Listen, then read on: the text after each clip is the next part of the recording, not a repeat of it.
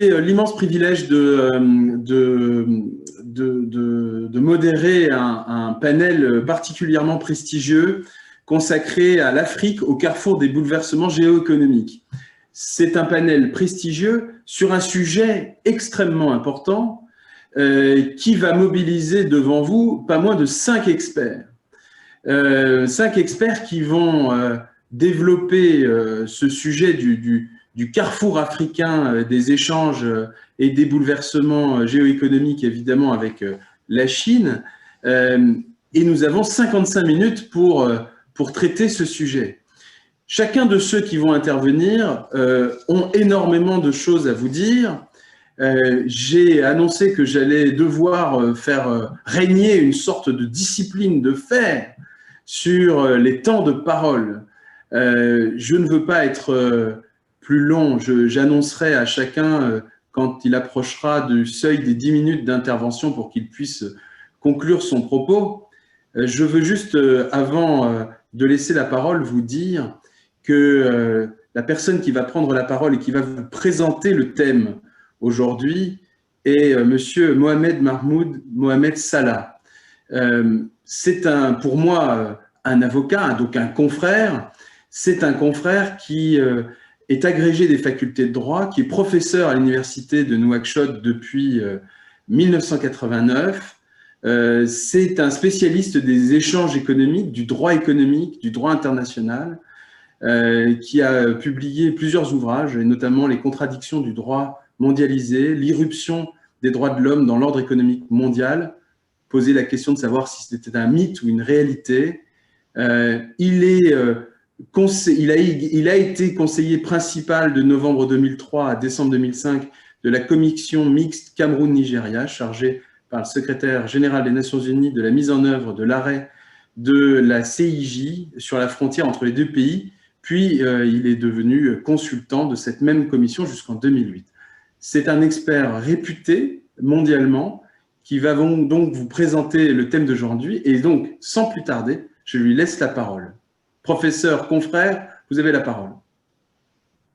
Bien, merci beaucoup. Je vais commencer mon propos par la mondialisation, qui est le point de départ obligé, dans la mesure où les nombreux bouleversements géoéconomiques et géopolitiques en résultent. Modification de la structure de la société internationale, rôle plus affirmé des pays émergents, intensification de la concurrence entre États et entre zones économiques, montée de la Chine avec les inquiétudes corrélatives venant de l'Europe et surtout des États-Unis. Et le monde que cette évolution dessine, le monde globalisé que cette évolution dessine, sans être complètement multipolaire, parce que nous avons encore le poids très fort des États-Unis, n'est plus tout à fait unipolaire. Et la question qui se pose est celle de savoir quelle est la place de l'Afrique dans ce monde nouveau, quel rôle joue-t-elle par rapport, comment se fait-elle par rapport à ces nouvelles réalités et aux nouveaux enjeux géoéconomiques? Est-elle un acteur à part entière avec des intérêts propres et une vision et une stratégie pour réaliser ces intérêts? Ou n'est-elle qu'un espace qui serait en quelque sorte l'enjeu de rivalité par rapport auquel elle resterait en quelque sorte passif? Pour répondre au moins partiellement, ou plutôt donner des éléments de réponse, parce que répondre serait un peu prétentieux, donner des éléments de réponse rapides et partiels à ces interrogations, j'avais prévu de décomposer mon intervention en deux parties, mais par la force des choses et compte tenu du temps imparti, la première sera évoquée de manière très, très brève. Ces deux parties correspondent en quelque sorte à deux étapes de l'évolution du rôle et de la place de l'Afrique dans l'ordre mondial en construction. D'abord, de l'apparition du processus de mondialisation au début des années 80 jusqu'à 2000, le rôle de l'Afrique était modeste. On a même pu avoir l'impression qu'elle était marginalisée et qu'il y avait une perte d'intérêt, un désintérêt en tout cas relatif des grands acteurs de la mondialisation pour l'Afrique depuis la fin de l'affrontement Est-Ouest, puisque du point de vue stratégique, elle comptait moins. On avait à courtiser les Africains pour augmenter ses votes dans les Nations Unies dans un enjeu où l'essentiel était de compter par rapport à l'Union soviétique vu du côté de l'Europe et des États-Unis. Et puis il y a eu un déplacement de l'intérêt des États-Unis, de l'intérêt plutôt de l'Europe vers l'Europe de l'Est, ce qui a un peu accentué cette impression de marginalisation de l'Afrique. Ajoutons à cela, dans cette première période, que les performances africaines en matière économique étaient plutôt modestes, pour ne pas dire plus. On a même vu dans les années 90 son rôle dans les échanges internationaux régresser par rapport aux années 80 et même aux années précédentes. Elle ne représentait plus dans les années 90 que 1,5% 1% des échanges mondiaux. Et en plus, les conflits, des fois des conflits sanglants vont s'accentuer durant cette période. Et pourtant, on ne peut pas dire, là encore je suis obligé d'être bref, que durant cette première phase de la mondialisation, l'Afrique n'a pas fait d'efforts en matière de réforme. Il y a même eu un trop-plein de réformes sous l'égide des principaux acteurs de la mondialisation, et notamment des institutions financières internationales et de l'Europe. Il y a eu des programmes d'ajustement structurel dans la quasi-totalité des pays africains, et avec leur lot de réformes en matière de déréglementation, de libéralisation, de privatisation, avec l'obsession aussi de la recherche de l'équilibre budgétaire. Et pourtant, les résultats n'ont pas été au rendez-vous. La croissance économique n'a pas vraiment démarré durant cette phase. Et sur le plan politique, les processus de démocratisation qui avaient été amorcés au lendemain du discours de la Baule de François Mitterrand pour l'Afrique francophone, si elles ont changé un peu la façade des régimes, n'ont pas véritablement modifié la logique de fonctionnement des pouvoirs, à quelques exceptions près. Et on restera un peu avec cette impression que l'Afrique ne s'est pas vraiment insérée dans l'ordre mondial en construction. Mais les choses vont changer, et c'est peut-être sur ce deuxième volet que je vais le plus axer mon intervention. À partir de l'année 2000, les facteurs vont converger pour dessiner en quelque sorte une autre impression de l'Afrique. Tout d'abord, les facteurs économiques. L'Afrique a commencé à réaliser un taux de croissance globale de l'ordre de 5%, ce qui est un taux supérieur à ce qui se passait dans la plupart des autres zones géographiques. La pauvreté a reculé. Les Africains vivant en deçà du seuil d'extrême pauvreté sont passés de 58% en 2000 à 41% en 2015, par exemple.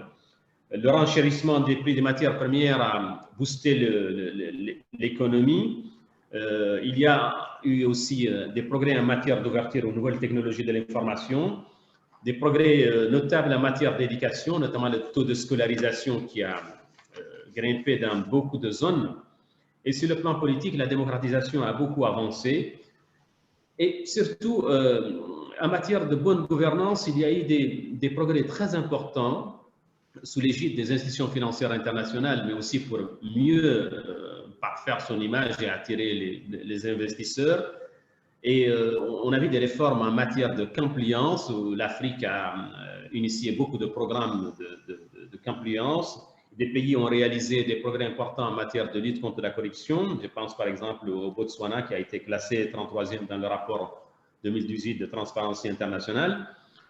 Et surtout, sur le plan communautaire, il y a eu un regain des institutions communautaires africaines. L'Union africaine a commencé à se prendre en charge, et l'évolution a commencé avec le NEPAD en 2001, qui est un partenariat qui constitue un plan de développement continental appuyé sur un partenariat avec les pays industrialisés et les principales organisations internationales, et qui a été suivi d'autres initiatives qui montrent cette volonté de reprise en main par l'Afrique de son destin. Je pense par exemple à l'agenda 2063 qui a été approuvé par les chefs d'État africains en 2013 et qui traduit véritablement une nouvelle manière de penser le développement de l'Afrique sur le long terme en saisissant toutes les opportunités. Mais il y a aussi des progrès de toutes les institutions sous-régionales. Je pense à la CEDEAO, à la CEMAC, au CENSAD.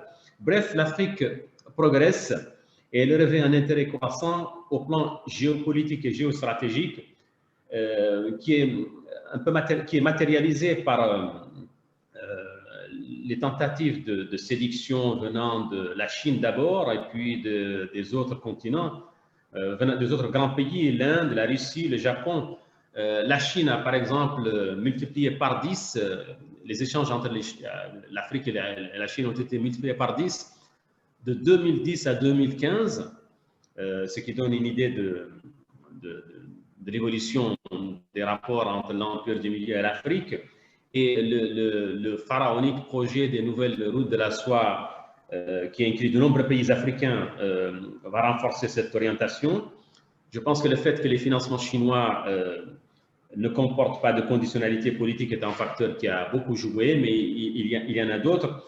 Mais la Chine n'est pas la seule. L'Inde aussi courtise l'Afrique. Le Japon, qui est candidat à un poste de conseil de sécurité, un poste permanent, lui aussi a triplé l'aide publique à l'Afrique et les investissements des Japonais ont doublé durant cette période. La Russie, elle aussi, s'intéresse à l'Afrique et devient un acteur stratégique à part entière en matière de coopération militaire, par exemple. Elle a pris pied à la République centrafricaine et on a même vu récemment au Mali des manifestations en faveur de la Russie qui donnent un peu une idée de l'implantation de ce pays désormais en Afrique. Pour, compte tenu du temps, oui, je vous remercie, j'allais vous dire que le temps passe. Oui, il me reste combien de minutes là? 2 minutes? Il vous en reste une. Il m'en reste une. Bon, je vais essayer donc de conclure. Si l'Afrique a été marginalisée au cours des 2 premières décennies de la mondialisation, elle est aujourd'hui en situation d'être un acteur qui compte, au moins de manière relative, et d'être un objet de rivalité, de faire jouer la rivalité entre les principaux acteurs. Mais je voudrais, pour conclure, quand même nuancer en disant que cette évolution est encore fragile, qu'elle doit être confortée, qu'il y a encore des facteurs qui sont source de points d'interrogation. Le fait que la croissance économique soit due en partie au renchérissement des matières premières qui peuvent fluctuer, le fait que la croissance démographique dans certaines zones va plus vite et les opportunités en matière d'emploi, le fait qu'il y a encore des conflits en Afrique et surtout que les principaux pays, principaux États qu'on considère comme des États faillis sont localisés en Afrique, et le fait que le continent est encore le lieu des grandes problématiques, ou le lieu où les grandes problématiques de la mondialisation, la migration, la sécurité alimentaire, le terrorisme, les grands trafics sont le plus accusés. Et pour vaincre ces obstacles, il faudrait évidemment que le développement que l'Afrique continue sur la route d'un développement plus inclusif, plus durable. Et je vous remercie. Merci infiniment, professeur et chers confrères. Merci pour votre intervention. C'est toujours un vrai crève-cœur d'avoir à couper un homme de science qui connaît son sujet comme vous le connaissez. Merci beaucoup de nous avoir apporté votre éclairage. Sans tarder, je vais passer la parole à également un avocat, un confrère pour moi, donc, un universitaire également, un arbitre de République démocratique du Congo, un ancien ministre du Commerce aussi, un homme d'une grande expérience, d'une grande connaissance, qui a l'habitude de parler d'échanges économiques, de partenariats économiques, et qui s'intéresse particulièrement aux instruments de la régulation de ces échanges économiques.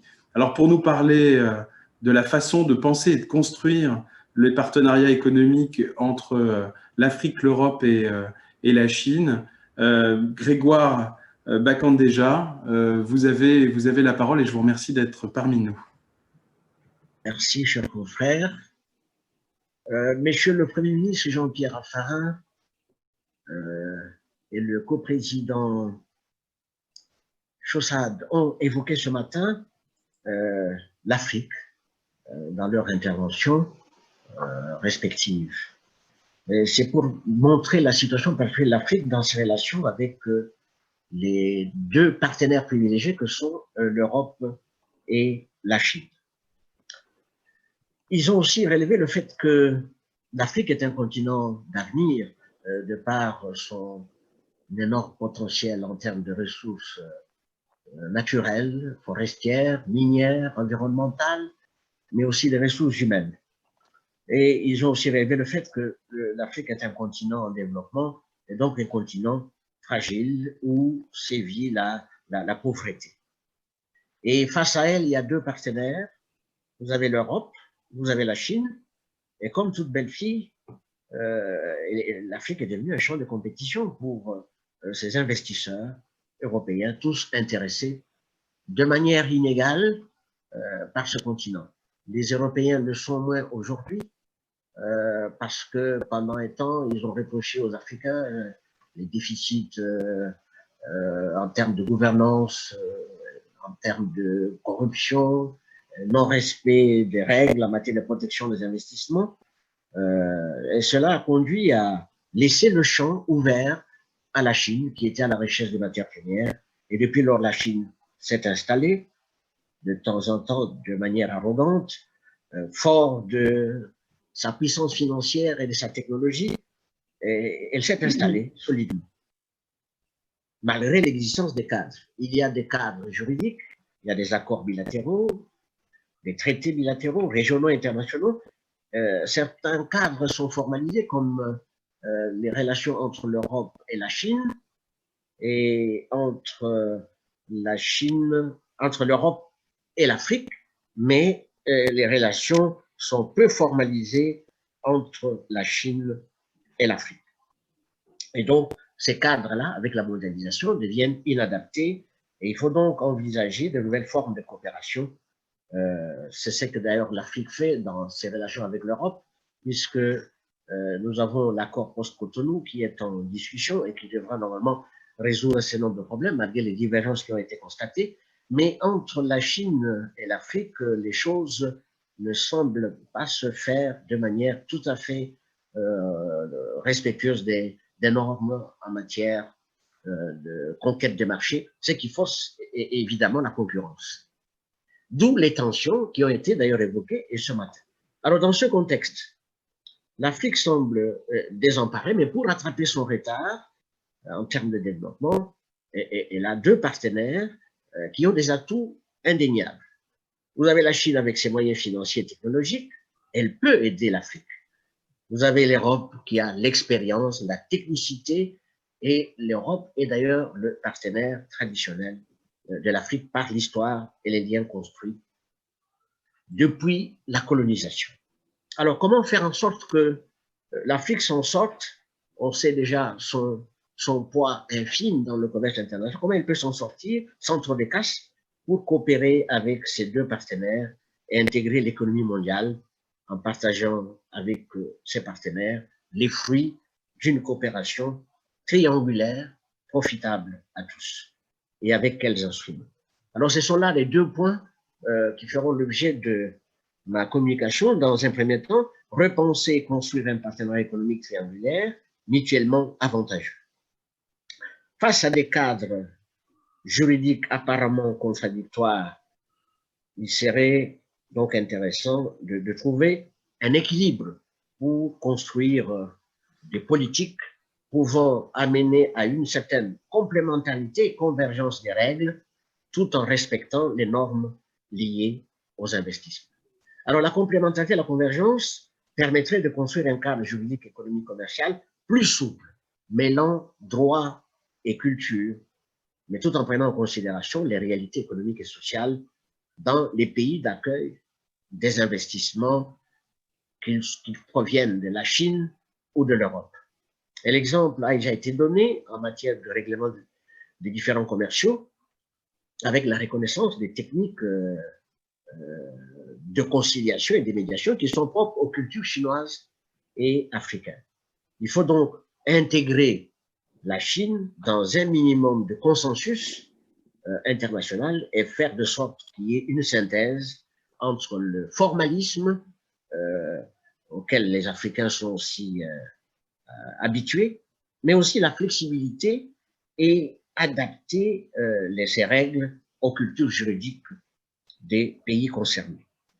Donc, en ce qui concerne les normes liées aux investissements internationaux, l'évidence est que la coopération chinoise en Afrique ne s'est pas faite sans reproche. Hein. Elle est faite le plus souvent dans des conditions qui ne respectent pas les règles, il y a parfois même de l'imposition.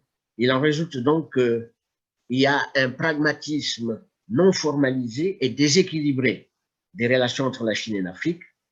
Si elle a favorisé dans un certain temps une certaine expansion économique, mais cela ne semble pas favoriser un développement durable du continent. Elle accentue, d'ailleurs, ce formalisme accentue la dépendance économique et renforce le rôle jadis dévolu à l'Afrique de pourvoyeuse des matières premières. On a reproché cela aux Européens, mais les pratiques chinoises en Afrique démontrent bien qu'elle n'est pas exempte des comportements qui ont été stigmatisés dans le temps avec l'Europe.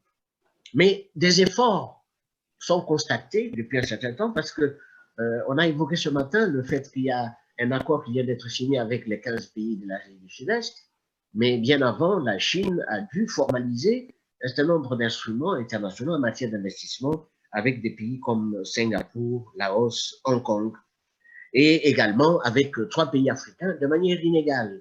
Vous avez des accords signés avec la Tanzanie, le Cameroun et la République démocratique du Congo.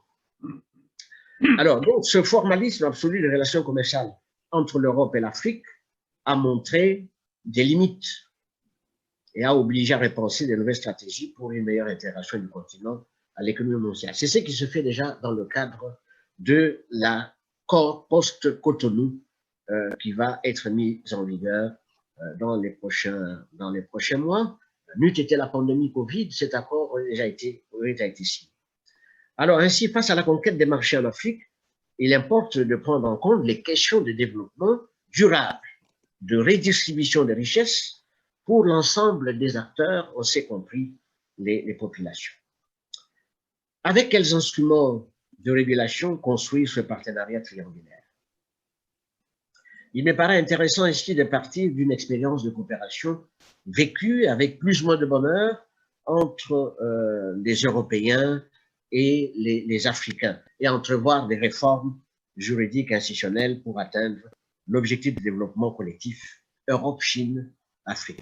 Quant à l'expérience du nouveau partenariat entre l'Europe, l'Afrique et les Caraïbes, les choses ont été dites ce matin, c'est une coopération exemplaire, elle a eu des limites, mais tout le monde a compris la nécessité qu'il y a d'intégrer l'Afrique dans le cadre de l'agenda 2063.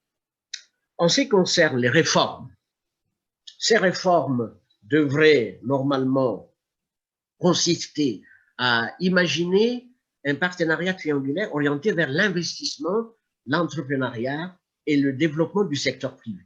Parce que jusque-là, les politiques qui ont été mises en œuvre en Afrique écartaient le secteur privé et c'était surtout d'État à État que la Chine traitait en Afrique. Il faut donc renforcer les capacités des systèmes judiciaires, du droit économique, et je crois que ma collègue pourra me compléter cet aspect-là, Frédéric. Il faut créer des institutions de financement et de promotion des investissements conjoints, telles les banques d'investissement, développer des instruments complémentaires de soutien dans le domaine de la gouvernance, du droit économique, de l'éducation, de la formation et de l'entrepreneuriat. Et enfin, intégrer dans les projets de développement la question de la responsabilité sociétale des opérateurs et l'obligation d'intégrer dans ces projets des considérations environnementales, notamment dans le domaine du climat. Que conclure, pour respecter mon timing, c'est qu'il y a urgence à développer un dialogue franc entre l'Europe, l'Afrique et la Chine. Ce colloque se situe d'ailleurs dans le prolongement de celui qui l'a précédé en 2019. C'est donc une invitation à une prise de conscience collective sur le devenir de nos 3 continents.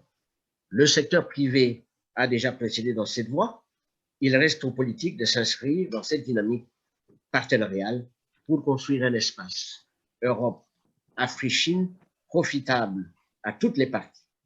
Il faut donc rechercher ce consensus minimum pour atténuer les tensions, bataille normale pour les investisseurs, et trouver un équilibre entre les intérêts contradictoires en Afrique.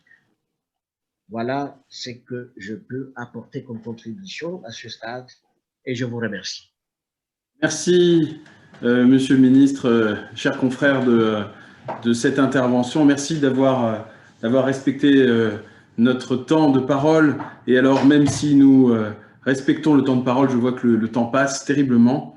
Nous allons peut-être même en manquer. Alors, sans tarder, je passe la parole à Madame Frédérique Chifflot-Bourgeois, qui a été annoncée par vous, Monsieur le ministre.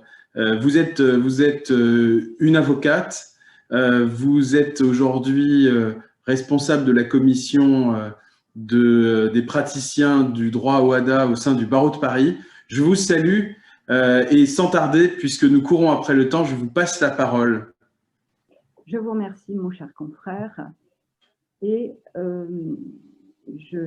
mon propos portera donc sur les évolutions du droit d'arbitrage au cours de l'année écoulée concernant depuis le dernier colloque de novembre 2019 organisé par les mêmes institutions, dans la mesure où je suis également arbitre.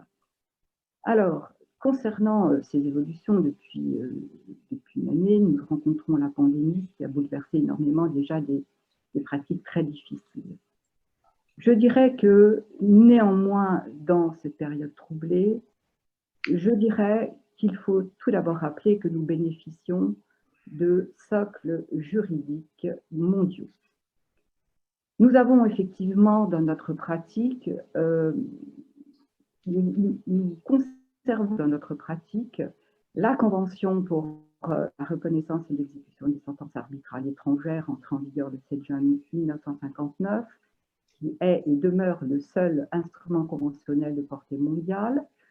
À ce jour, 159 États sont partis à cette convention, dont tous les États membres de l'OHADA, les États européens et la Chine.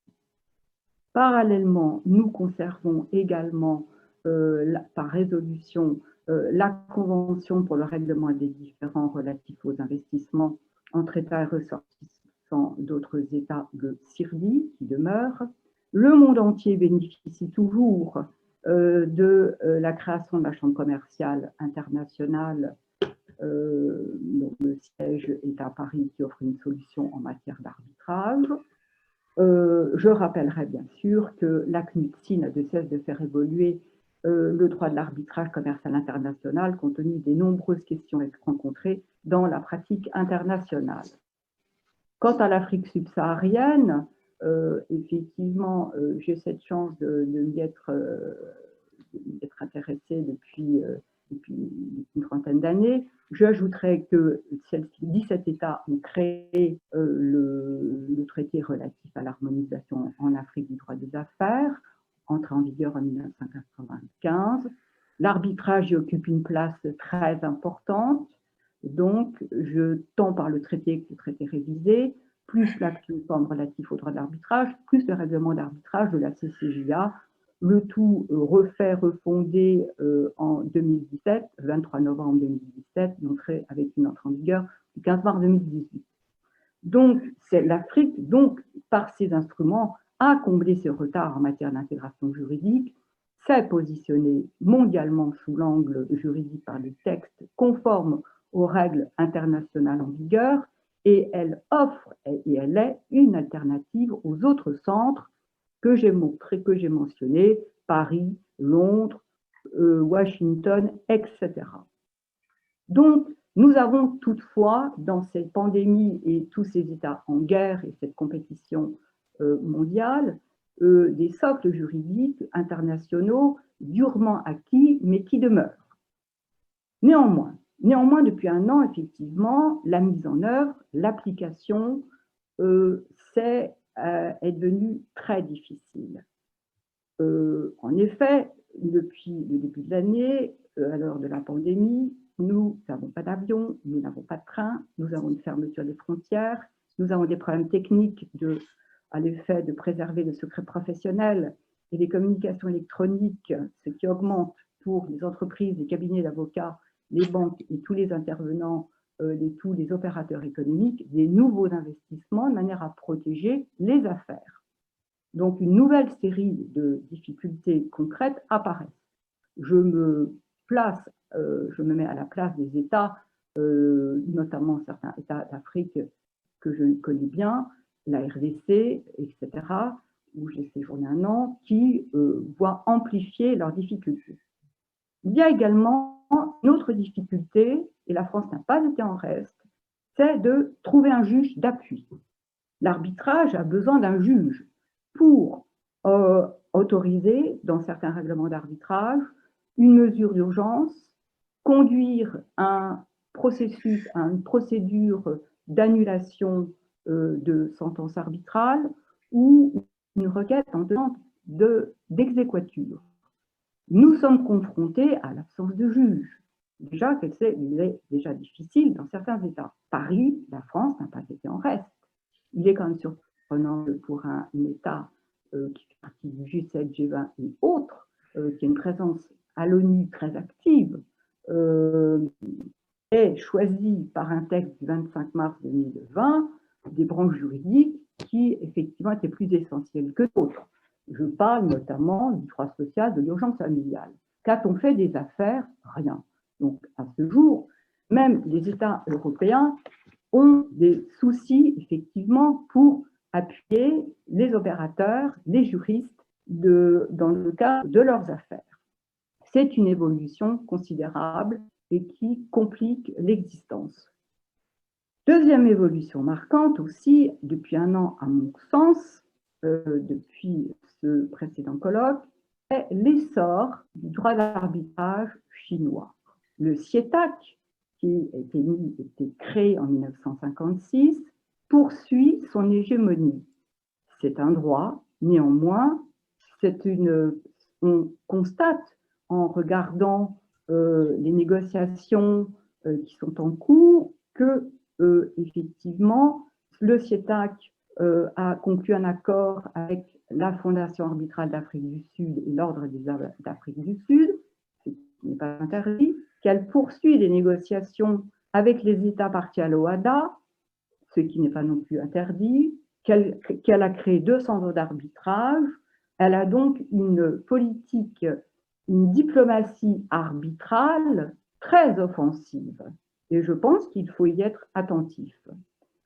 Parallèlement en Europe, alors si la Chine a un essor, effectivement, dans le cadre de son développement juridique en matière d'arbitrage, l'Europe, elle, s'est remise en question dans le prolongement de l'arrêt dit HMEA. Pour mémoire, il s'agit de l'arrêt C-284-16 du 7 mars 2018, rendu par la Cour de justice de l'Union européenne dans le cadre d'un différend très ancien entre la République slovaque et la société HMEA sur le fondement d'un traité bilatéral d'investissement conclu en 1991 entre le Royaume des Pays-Bas et la République fédérale tchèque et slovaque. En ultra-cour, la Cour de justice de l'Union européenne a estimé que le recours à l'arbitrage, tel que prévu dans le traité bilatéral d'investissement, portait atteinte à l'autonomie du droit de l'Union et à sa primauté.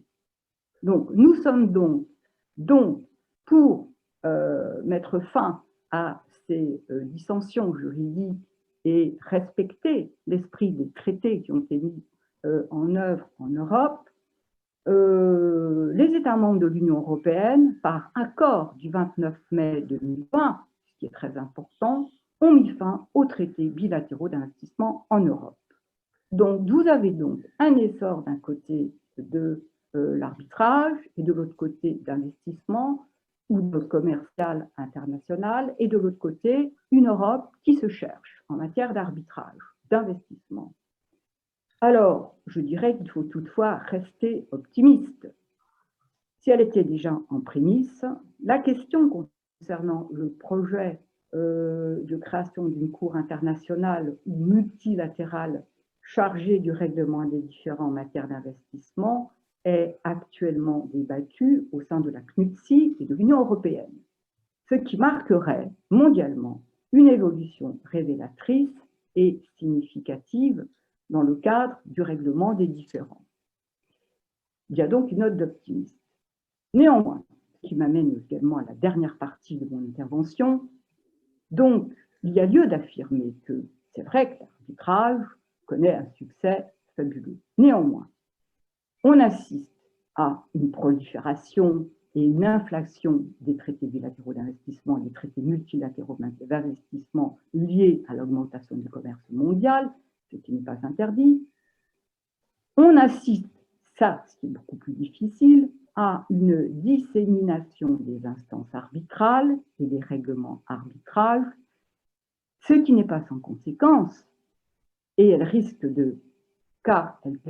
maintenant de créer une insécurité juridique si on ne prend pas, lorsqu'on est praticien ou opérateur, juriste d'entreprise de banque, la portée des traités, la portée des règlements d'arbitrage, leurs conséquences, dans un contexte historique, juridique qui a complètement changé.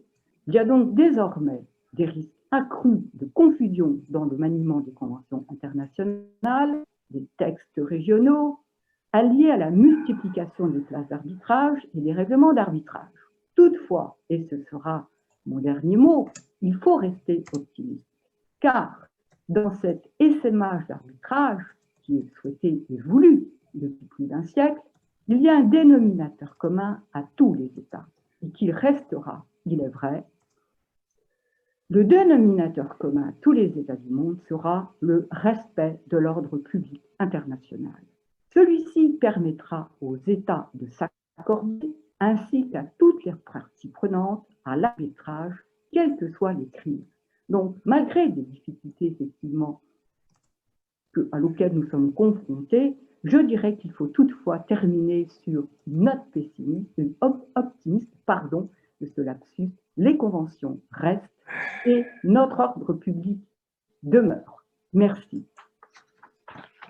Merci, Madame Frédérique Chifflot-Bourgeois. Merci, chers consoeurs, de votre intervention. Merci une fois encore d'avoir su respecter notre timing. Alors, je me tourne maintenant vers Étienne Giros. Vous êtes président délégué du CIAN, le Conseil français des investisseurs en Afrique. Votre association, qui est une association patronale, représente 80% du volume des affaires entre la France et l'Afrique. Enfin, les membres, les 160 membres du CIAN représentent 80% du volume des affaires entre la France et l'Afrique. Vous avez une expérience industrielle, entrepreneuriale extrêmement importante. Vous allez nous parler des bouleversements que vit actuellement l'Afrique. Alors, des bouleversements que nous connaissons, nous aussi. On parle du Covid, on parle de la question des matières premières, on parle de la question de la sécurité. Cela frappe évidemment l'esprit. Et vous allez nous expliquer en quoi ces bouleversements conduisent à des transformations effectives et attendues des différents acteurs. Monsieur Étienne Giros, vous avez la parole. Merci Martin et bonjour à tous. Merci du challenge qui m'est fait d'exposer les sujets que vous avez évoqués en moins de 10 minutes. Je vais essayer de m'y atteler. Et pour vous dire que aujourd'hui, la question dans le monde troublé que nous vivons qui se pose, c'est est-ce que l'Afrique tient encore toute sa place et est-ce qu'elle n'est pas le continent oublié ou qui est un petit peu hors jeu? Quand on regarde les nouvelles, les actualités ou les sujets d'intérêt de l'opinion ces dernières semaines ou ces derniers mois, il faut bien reconnaître qu'on parle plutôt des élections américaines, de la baisse du multilatéralisme, des questions de terrorisme, du sujet du populisme, et que depuis plusieurs semaines, on a l'impression que l'Afrique est un peu oubliée.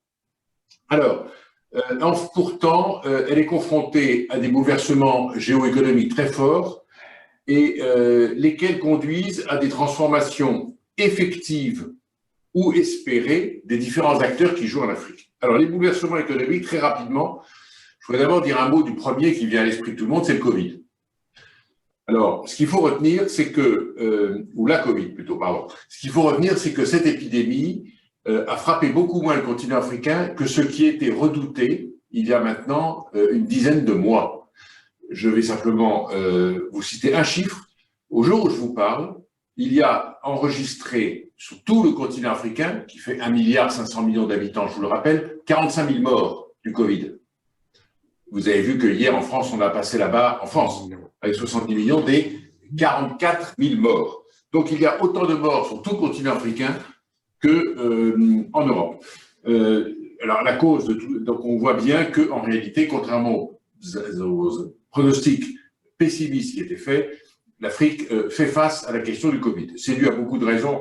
Je ne vais pas insister, mais quand même, je voudrais vous citer le fait que la population est extraordinairement jeune, près de 20% de la population africaine à moins de 20 ans, près de 50% à moins de 20 ans, et le Covid frappe moins les jeunes. Et deuxièmement, je pense que l'Afrique bénéficie d'une sorte d'immunité collective à force d'être confrontée à des virus depuis le passé, le dernier étant Ebola.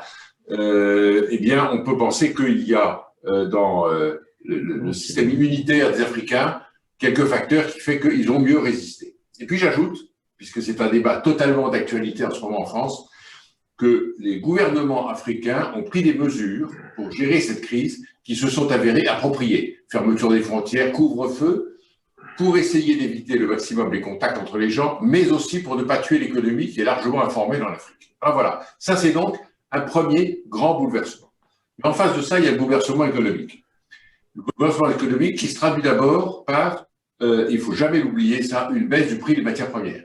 Depuis maintenant 2 ans à peu près, notamment avec le pétrole et les métaux, le prix des matières premières a baissé et comme vous le savez sans doute, on parle beaucoup de la croissance africaine qui, comme l'a souligné le professeur tout à l'heure, s'est élevée à 5,8% dans la décennie 2000-2015, ce qui est remarquable. Mais vous savez que la caractéristique de cette croissance, c'est qu'elle est peu créatrice d'emplois, parce qu'elle provient largement des matières premières et elle n'est pas suffisamment créatrice de valeur.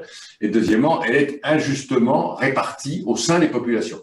Donc elle est porteuse à la fois de beaucoup d'espoir, mais elle est aussi porteuse en germe de gros risques. Et puis, l'autre chose, outre la baisse du prix des matières premières, c'est l'impact de la crise du Covid sur les économies africaines.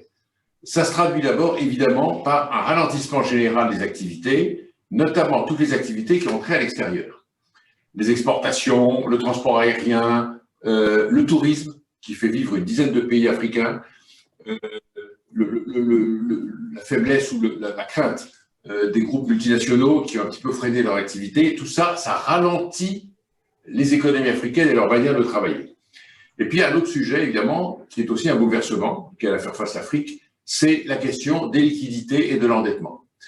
Il faut de l'argent pour soutenir le système médical et de santé sanitaire en Afrique, mais il faut aussi aider les populations qui sont dans le malheur ou dans la pauvreté. Je vous cite un autre chiffre. On pense qu'à cause de la crise du Covid, il va y avoir 45 millions d'Africains qui vont basculer dans l'extrême pauvreté supplémentaire en l'an 2020. Donc c'est beaucoup. Il faut évidemment, avec des moyens très limités, aider ces populations. Et donc, il y a à la fois un ralentissement des exportations et des dépenses importantes à l'intérieur. Et ceci conduit à une crise des liquidités.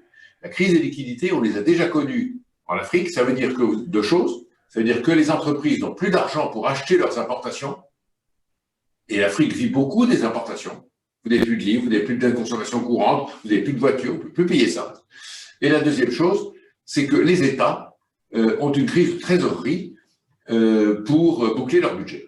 Et donc, vous avez vu que le gouvernement mondial ou la communauté internationale a pris des décisions, la première étant l'annulation, la moratoire prononcée sur les dettes africaines depuis le début de l'année, et il y a une discussion qui est en cours sur l'annulation ou le report de ces dettes. Ceci aura lieu sans doute dans un sommet qui va se tenir à Paris, comme vous le savez sans doute, la première quinzaine de mai, sous l'invitation du président Macron, pour mettre sur la table la nouvelle manière de faire pour orienter l'aide publique au développement et le rôle du secteur privé pour financer l'Afrique. Donc le sujet d'endettement et liquidité n'est pas totalement insurmontable, mais c'est une question importante. Et puis, je voudrais, dans les bouleversements, évidemment évoquer la question, mais rapidement, je ne vais pas la développer, d'un contexte sécuritaire qui est particulièrement dégradé. Les histoires de terrorisme islamique continuent fortement dans le croissant sahélien, et on parle beaucoup du Mali, mais tous les spécialistes savent qu'il y a 2 ou 3 pays qui sont en situation très dangereuse, à commencer par le Burkina Faso et le Niger, sans parler des métastases qui peuvent se développer, notamment au Nigeria ou au Nord Cameroun. Donc, quand vous regardez une carte de l'Afrique, et sans parler aussi du désordre en Libye, quand vous regardez une carte d'Afrique, il y a quand même des énormes zones du continent qui sont sous menace terroriste et d'instabilité sécuritaire très importante. Et enfin, je terminerai sur le bouleversement par une réflexion qui est un petit peu plus générale, qui est que tous ces bouleversements, et c'est un peu comme ça que j'avais commencé aussi, peuvent conduire assez paradoxalement, alors qu'elle a vent en poupe, à mettre l'Afrique ou à placer l'Afrique dans un certain isolement par rapport au reste du monde. Je vous réinvite à penser à ce que je disais au début sur les sujets d'actualité et les sujets qui intéressent l'opinion et les gouvernements du Nord en ce moment, dans les jours et les semaines qui passent. Personne ne parle d'Afrique dans l'opinion, dans les journaux télévisés ou dans les déclarations des gouvernements. Et donc, il ne faudrait pas que l'Afrique tombe dans un espèce d'isolement, et je pense qu'elle ne va pas le faire parce que cette situation conduit à des transformations importantes. La première transformation que nous vivons, et c'est un peu à parallèle de ce que je viens de dire, c'est que je pense que nous assistons, l'air de rien, comme un signal faible, à une prise de conscience de la capacité de l'Afrique à surmonter elle-même ses crises. Ça n'a pas toujours été le cas. Et je donnerai comme exemple la manière dont le continent africain s'est pris en main pour résoudre la question de la Covid. Ils ont constitué une task force qui s'appelle la task force de mobilisation des supports internationaux pour lutter contre le Covid, qui est dirigée par l'ancien président de la BAD, Donald Kaberuka, et un banquier international très connu qui s'appelle Tidjane Thiam. Eh bien, cette organisation a 2 rôles. Elle est là pour lever des fonds pour résoudre la question du Covid. Et deuxièmement, elle est là pour mutualiser les achats d'intrants nécessaires pour lutter contre le Covid, les masques, les gels hydroalcooliques, les respirateurs, etc. Vous remarquerez que dans le nord de la planète, c'est-à-dire par exemple en Europe, tout ceci n'existe pas. Il n'y a aucune coordination pour acheter les intrants nécessaires à lutte contre le Covid. L'Afrique l'a fait. Ils ont bâti une espèce de plateforme d'achat pour obtenir des bons prix, des bonnes conditions de livraison. Donc ça, c'est à noter, et c'est un exemple pour dire que je pense qu'il y a, l'air de rien, avec ce qui se passe en ce moment, une prise de conscience de l'Afrique de sa capacité à s'en sortir toute seule. Et ça, c'est très important. La deuxième leçon que je voudrais évoquer, c'est un sujet qui, là aussi, n'est pas très populaire, mais qui est très important, qui a été évoqué par les orateurs précédents, qui est qu'aujourd'hui, nous sommes dans une phase, dans un momentum très important sur les négociations entre l'Afrique et le reste du monde. J'en citerai quelques-unes. D'abord, ça a été cité, il y a la négociation de la future relation entre l'Union européenne et l'Afrique, et notamment la négociation du FED. Le FED, ça veut dire le Fonds européen de développement, qui s'étale sur 7 ans, et quand même, se traduit quand même par une masse financière de dons et de subventions de 35 milliards d'euros sur 7 ans. Vous imaginez un peu? Oh non, ça c'est beaucoup trop général. Je ne sais pas si c'est trop ou pas, mais en tout cas, Philippe, c'est un montant important. Donc ça, c'est un sujet de discussion. Il y en a un autre qui est le lancement de la zone de libre-échange africaine. Vous savez que l'année dernière, tous les pays africains ont décidé de créer une zone unique de libre-échange à la taille du continent, c'est-à-dire en gros une espèce de processus de l'Union européenne, comme l'Union européenne. Ça prendra sûrement beaucoup plus de temps parce qu'il y a beaucoup d'obstacles, mais nous autres opérateurs économiques, nous sommes totalement en faveur de ça parce que ça agrandit la taille des marchés et ça peut évidemment faire des économies d'échelle très importantes sur les investissements. Et puis enfin, vous avez, je ne peux pas ne pas le citer, la nouvelle monnaie qui va remplacer le franc CFA dans la zone de l'Afrique de l'Ouest, qui va s'appeler l'ECO, qui est importante parce que ça veut dire que la liberté de transaction et la convertibilité de la monnaie va être subsistée, même si elle va changer de... Donc, tout ça pour vous dire que, en ce moment, l'air de rien, il y a 3 ou 4 sujets multilatéraux hyper importants pour le continent. Le troisième élément important dans les transformations que... Il est terrible pour moi de devoir vous interrompre parce que ce que vous dites est passionnant. Je vais aller beaucoup. Troisième sujet, c'est le sujet de la gouvernance. Ça a été évoqué aussi. Ça, c'est un sujet qui reste devant l'Afrique. Nous avons encore des preuves graves de gouvernance, d'organisation des élections, de corruption et d'efficacité de l'administration. J'en dis pas plus, mais tant que ce sujet n'aura pas bien progressé, on n'avancera pas bien sur le continent. Dernier sujet, avant-dernier sujet que je voulais évoquer rapidement, c'est la question de la révision absolument nécessaire de l'aide publique au développement et de l'aide que tous les pays de la communauté internationale apportent à l'Afrique. Il faut faire deux choses, me semble-t-il, dans cette question. J'en dirai pas plus. Le premier, c'est débureaucratiser cette aide qui est extraordinairement bureaucratique et technocratique. Ça va beaucoup trop lentement et ça perd du temps. Or, on a à faire face à une course contre la montre. Et deuxièmement, il faut insérer le secteur privé et les entreprises beaucoup plus fort dans ce système d'aide que c'est le cas actuellement. Et enfin, le dernier point, je conclurai là-dessus, un petit point sur la Chine, pour vous dire que l'évolution que nous constatons depuis 20 ans sur la Chine, c'est qu'une fois qu'elle a mis la main, que les entreprises chinoises ont mis la main sur les matières premières, ont réalisé un certain nombre d'investissements, il y a maintenant un double phénomène que nous constatons. Le premier phénomène, c'est que les Chinois se rendent compte, comme ça a été dit précédemment, qu'il faut qu'ils modifient leur manière de faire en Afrique. Je ne reviendrai pas là-dessus, ça a été expliqué. Et deuxièmement, que les Africains eux-mêmes se disent qu'ils se mettent en danger à force de s'endetter trop fortement par rapport à la Chine et à avoir supporté leur comportement. Il y a donc quelquefois une sorte de Chinese bashing qui commence à se mettre en place en Afrique. Et c'est donc l'occasion pour nous, entreprises européennes, et c'est la thèse que défend le CIAN, d'essayer de coopérer avec les Chinois. La difficulté, c'est que les Chinois ont une vision quelquefois hégémonique et que deuxièmement, ils sont exonérés ou ils s'exonèrent eux-mêmes des obligations de conformité, de compliance, de RSE que nous nous mettons à juste titre nous-mêmes sur les épaules. Et donc cette concurrence déloyale est un sujet à discuter. C'est pourquoi la collaboration entre les entreprises chinoises et les entreprises européennes et françaises en particulier est évidemment souhaitable, mais elle est compliquée à mettre en place parce qu'elle est pleine de choses trappes. Mais en tout cas, je pense pour conclure que l'Afrique, il ne faut pas l'oublier dans ces moments-là et que c'est toujours notre avenir, car l'avenir de nos enfants en France et en Europe dépend de l'avenir de l'Afrique. Soyez-en tous persuadés. Je vous remercie. Merci, Monsieur Giros, d'avoir participé à mélanger les points de vue et votre perspective est tout à fait passionnante. Théoriquement, notre panel devait s'achever à 12h55. Nous avons démarré avec un peu de retard, donc je demande l'indulgence du jury pour nous laisser la possibilité d'entendre Patrick Plane, directeur de recherche au CNRS, professeur associé à l'Université de Clermont-Auvergne. Vous allez nous parler du passage du levier, du passage de la reconnaissance politique à la reconnaissance économique de la relation sino-africaine. Et vous allez ensuite développer la question des intérêts économiques mutuels entre la Chine et l'Afrique. Professeur Plane, vous avez la parole. Merci, monsieur le modérateur. Donc, je vais essayer effectivement de ne pas trahir mon engagement de passer dans ce format de temps qui est maintenant réduit. J'aurai quelques scrupules à le faire devant un auditoire constitué de juristes. Je vais essayer de tenir mon engagement. Et mon propos sera articulé de la manière suivante.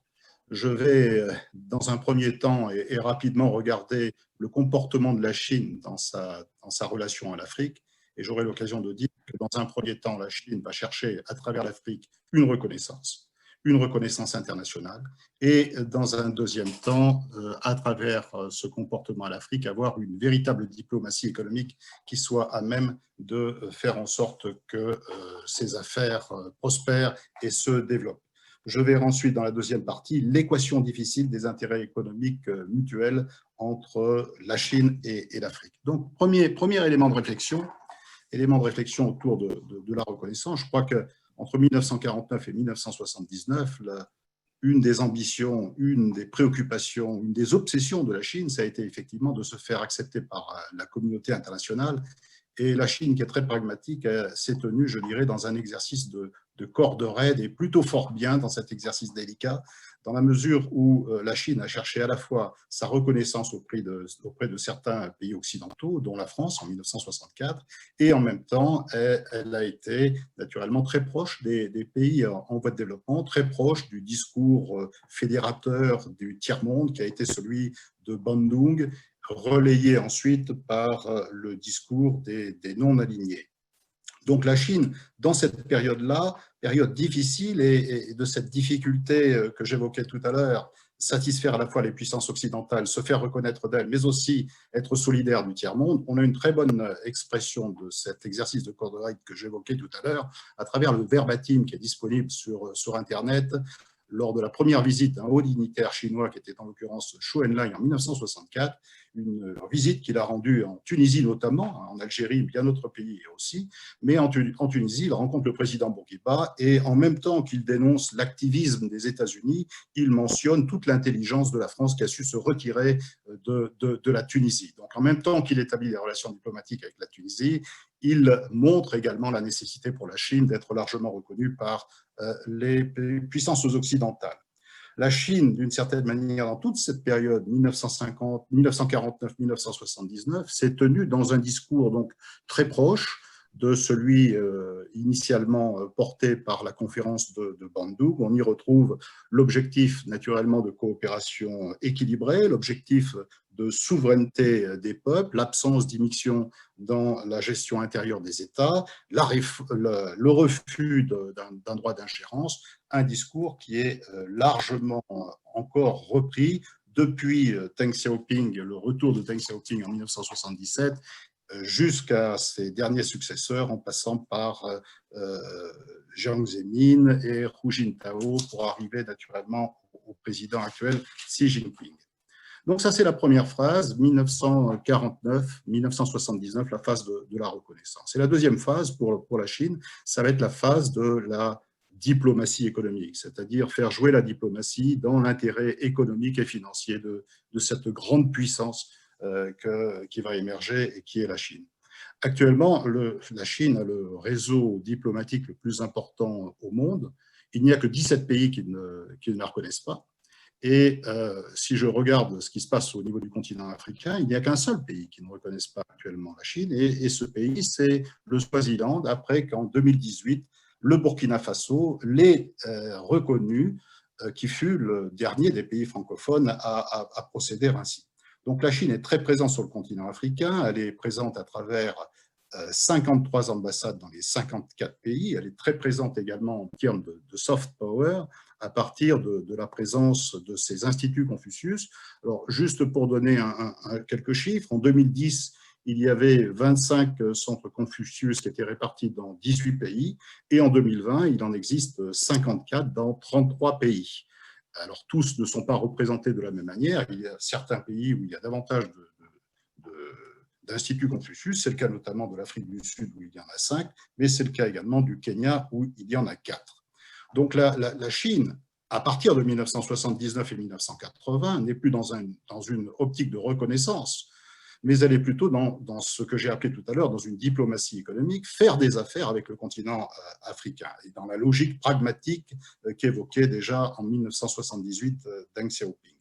Alors, si je fais une analyse rapide, mais comparée entre le comportement de la Chine vis-à-vis de l'Afrique et le comportement de l'administration Trump, en 10 ans, pour ce qui concerne la Chine, il y a eu 79 visites au plus haut, pas au plus haut niveau de l'État, mais à un haut niveau de responsabilité dans l'État chinois et dans 43 pays. Il y a eu ces grands forums organisés depuis 2000 et tous les 3 ans, régulièrement, et le dernier forum a réuni pas moins de 53 pays avec la plupart des chefs d'État ou des chefs de gouvernement, des représentants africains. Et chaque année, la Chine consacre un voyage officiel au plus haut niveau du ministère des Affaires étrangères dans plusieurs pays africains. C'est un passage obligé, c'est une figure que s'est imposé le régime chinois. Face à ça, l'administration américaine a été aux abonnés absents, il faut bien le dire, puisque le président Trump n'a fait aucun voyage en Afrique, que par ailleurs, Mike Pompeo n'a fait qu'un seul voyage. Il a honoré d'ailleurs de sa présence dans un pays francophone qui est en l'occurrence le Sénégal, mais un seul voyage dans les pays africains, et beaucoup de postes d'ambassadeurs sont restés non pourvus dans ces pays africains. Donc voilà la première phase, la première perspective que je voulais donner, qui était la perspective de reconnaissance dans un premier temps, et ensuite une diplomatie économique au service du développement équilibré, mais je vais montrer tout à l'heure la difficulté d'avoir cet équilibre entre l'Afrique et la Chine. Alors, j'y viens maintenant, l'équation des intérêts économiques mutuels, équation difficile à tenir, mais tout d'abord, essayons de situer l'ampleur du commerce sino-africain. En 2019, il y a eu environ 210 000 milliards de dollars d'échanges entre le continent et l'Afrique. Mais sur ces 210 000 milliards de dollars, on peut constater qu'il y a un grand déséquilibre commercial puisque 40 pays africains accusent un déficit important vis-à-vis de la Chine. Le déficit cumulé de l'Afrique représente à peu près 18 milliards de dollars en 2019. La Chine est très présente par le commerce, elle est très présente également par ses investissements directs étrangers qui ont été dans les dernières années 10 fois plus importants que ce que pouvaient réaliser par exemple les États-Unis. Elle est également très présente par une diaspora. La diaspora, c'est difficile d'apporter un chiffre sur le nombre de Chinois qui sont présents sur le continent africain. Les chiffres varient selon les sources, selon les lectures qu'on est amené à faire, entre 250 000 et 1 million de Chinois. Et la Chine est très présente non seulement par le commerce, par ses hommes et par les investissements directs étrangers qu'elle peut y réaliser, mais également elle y est très présente à travers la FOCAC, qui est une source d'accès à des financements non négligeables. Lors de la dernière FOCAC, en 2018, et j'indique que la prochaine FOCAC aura lieu au Sénégal et sera organisée à l'initiative du président Macky Sall, lors de la dernière FOCAC, donc, l'engagement financier de la Chine a été à hauteur de 60 milliards vis-à-vis de l'Afrique, qui se répartissait pour environ 20 milliards de crédits, 15 milliards de dons et une dizaine de milliards associés à la création de fonds d'entreprise chinois. Alors maintenant, et ça sera le dernier élément de réflexion, puisque je vois que le temps passe finalement très très vite, quelle est la dynamique la dynamique économique est là, elle est très importante, mais néanmoins elle interroge. Dire que les rapports entre la Chine et l'Afrique ont été très bénéfiques à l'Afrique, je pense que je ne trouverai aucun Africain pour le dire. Parmi les avantages, le premier des avantages, ça a été probablement de pouvoir accéder à des biens de consommation qui étaient peu onéreux et qui n'étaient souvent pas disponibles de la part des pays industrialisés, qui étaient plutôt dans la production de biens de consommation de très grande qualité, mais qui étaient inaccessibles pour une partie très importante de la population.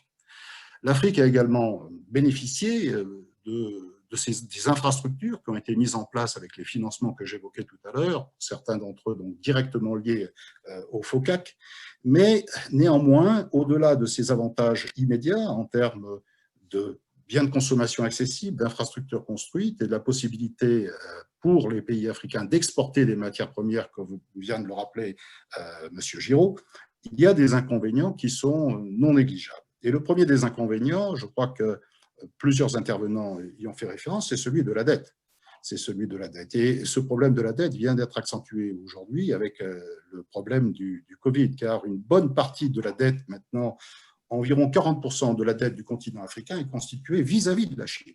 Elle est constituée vis-à-vis de la Chine et pour certains pays comme le Kenya par exemple, ça représente 55% et pour Djibouti c'est même 60%. Donc beaucoup de pays sont arrivés dans une situation où véritablement la dette n'est pas supportable et où l'on est engagé dans des processus de renégociation, d'ajournement, de remise de dette donc, ou même de report de paiement de services de dette.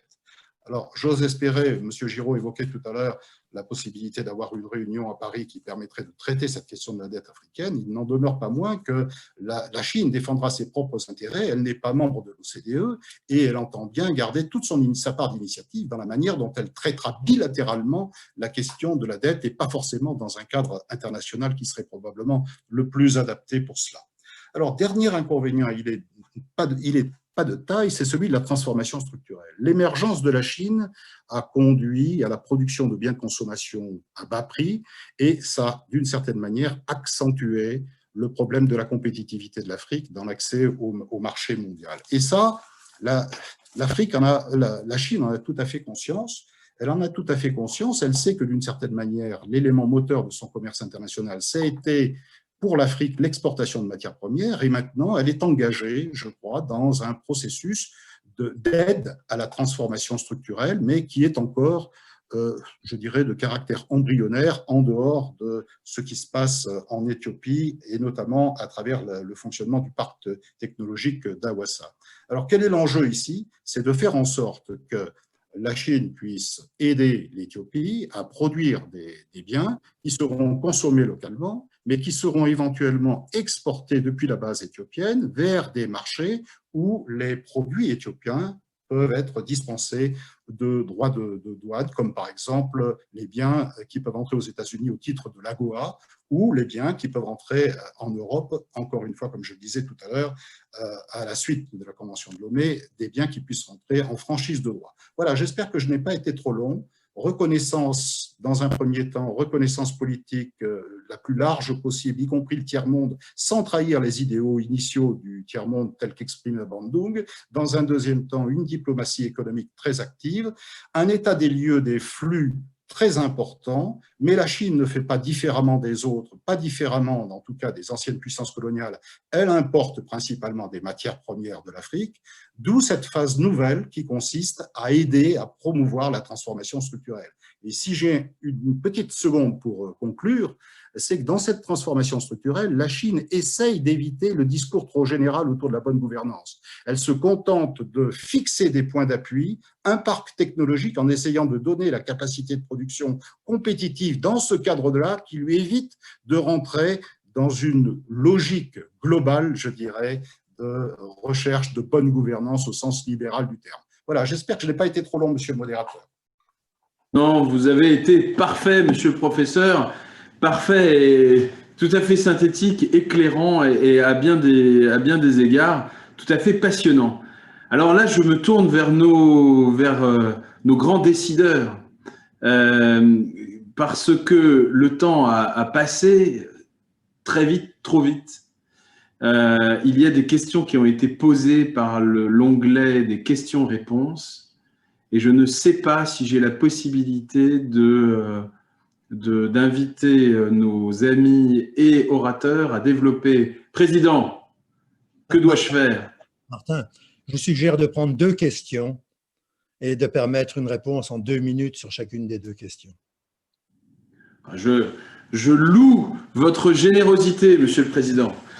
Alors, bon, il y a eu une question qui a été posée par le chat, comme on dit, et qui était adressée particulièrement au professeur Bakandeja.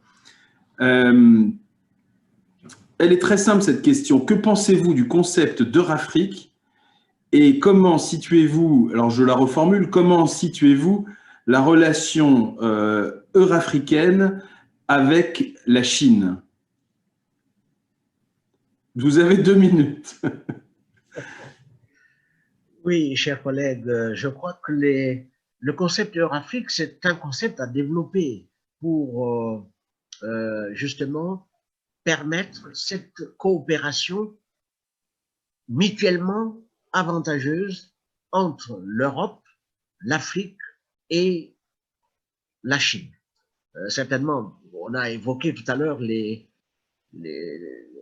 difficultés qui a entraîné la Chine à respecter un certain nombre de normes en matière d'investissement internationaux. Par exemple, respecter ces normes et permettre quand même aux populations concernées de participer activement. Et l'exemple qui a été donné par le collègue Pradé tout à l'heure, de permettre aux États africains de les aider à produire pour exporter éventuellement, non seulement pour la consommation locale, mais leur permettre d'exporter aux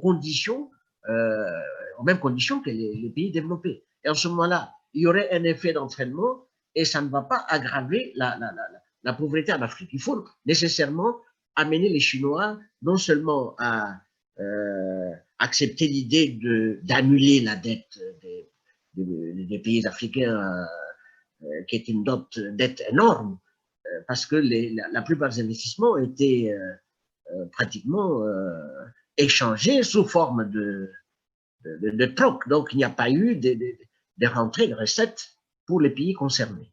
Donc, la proposition que je fais d'avoir une coopération triangulaire, c'est une coopération qui intègre les aspects positifs de la coopération que nous avons eue entre Européens et Africains, et entre Africains et Chinois, se servir du bel exemple donné par le post-Cotonou, qui est en négociation, qui est pratiquement finalisé, et entraîner la Chine dans cette logique-là de tenir compte de tous les aspects, y compris les aspects environnementaux, pour permettre aux Africains de participer de manière positive à l'économie mondiale. Merci, merci, monsieur le ministre, professeur et chers confrères. Alors, une question est dirigée vers madame Frédérique Chifflot-Bourgeois. Alors, c'est très difficile parce que toutes les questions qui sont posées sont excellentes. J'ai l'embarras du choix et donc je suis dans une position délicate. Je m'adresse à vous, mais peut-être y aura-t-il une réponse spontanée d'un autre.